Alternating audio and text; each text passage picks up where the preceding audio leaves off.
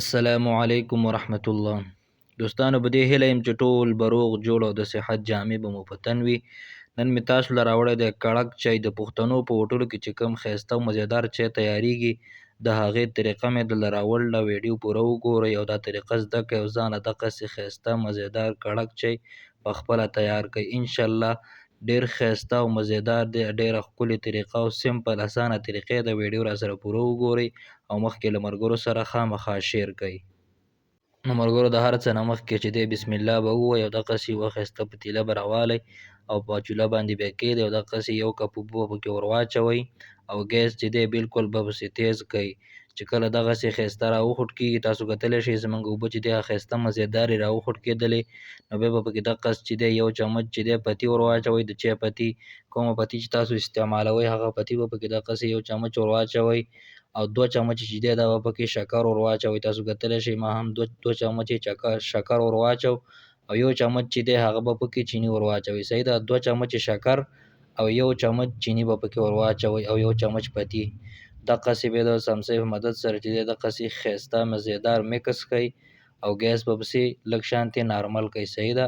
چې دا ښایسته مزېدار طریقې سره دغه پتي او دغه کوم شکر او چیني چې موږ ور واچوله چې دا پکې ښایسته مزېداره چې دی هغه پاخه شي. څومره چې دا ښایسته مزېداره په دې اوبو کې پاخه شي نو هغومره به انشاءالله چای کړک وي، هغومره چای مزېدار او خوندور به وي. نو بیا به دقسې 1 کپ شوده به ور واچوئ. صحیح ده. 1 کپ موږ اوبه اچولې وې او 1 کپ به چې دی دقسې ښایسته مزېدار شودو ته ور واچوئ دود. دقسې ښایسته به چې دی د چمچې په مدد سره به دقسې ښایسته چې دی هغه میکس کړئ او ګیس به پسې چې دی نارمل کړئ. صحیح ده. ماشاءالله ملګرو تاسو کتلی شئ چې زموږ چای چې دی هغه راوخوټ کېدو نو تاسو بیا هم دقسې ښایسته راوخوټ کوئ. ګیس به پسې نارمل کړئ. صحیح ده. او دقسې د څمڅۍ په مدد سره بیا دقسې قړوئ چې دا توی نه شي. نو دقسې تر 10 نه 15 منټو پورې یا 10 منټه چې دی دقسې بیا ښایسته چې دی په نارمل چوله باندې کښېږدئ، مطلب په نارمل ګیس باندې نه دی تیز وي او نه بیخي کم وي. په هغه ګیس باندې بیا دقسې ښایسته مزېدار چې دی هغه وخوټوئ.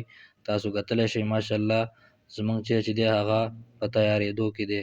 نو تاسو هم دقسې ښایسته مزېدار دغسې ښکلی چای ځانله په خپله په خپل کور کې تیار کړئ. په دوکان کې استئ، په کور کې استئ، چې هر چېرته استئ نو ځانله یې په خپله تیار کړئ. انشاءالله دا به تاسو ته په ارزانه قیمت پرېوځي. مطلب د هوټل کې تاسو ته 1 کپ په 100 روپۍ میلاویږي. تاسو چې دی د 100 روپو شوده راوړئ نو تاسو چې دی 5-6 کپه پکې شی سازولی. نو دقسې ځانله په خپله په خپل کور کې تیار کړئ. ډېره اسانه او سمپل طریقې ده. انشاءالله بلکل ذایقه به د هوټل د هغې نه 10 چنده چې دی هغه مزېداره وي. نو دقسې ښایسته ځانله په خپله په خپل کور کې تیار کړئ. ماشاءالله تاسو کتلی شئ ملګرو زموږ چای چې کوم دی هغه بلکل تیار شو. تاسو کتلی شئ په ویډیو کې ماشاءالله بلکل ښایسته مزېدار تیار شو. نو تاسې هم دقسې ځانله ښایسته مزېدار چای دقسې تیار کړئ او دغسې ښایسته ښکلې مزېدار ویډیوګانو دپاره زموږ چینل سره ضرور سبسکرایب کړئ. ډېره مننه. ښاد او اباد اوسئ. د بلې ویډیو پورې د الله په امان.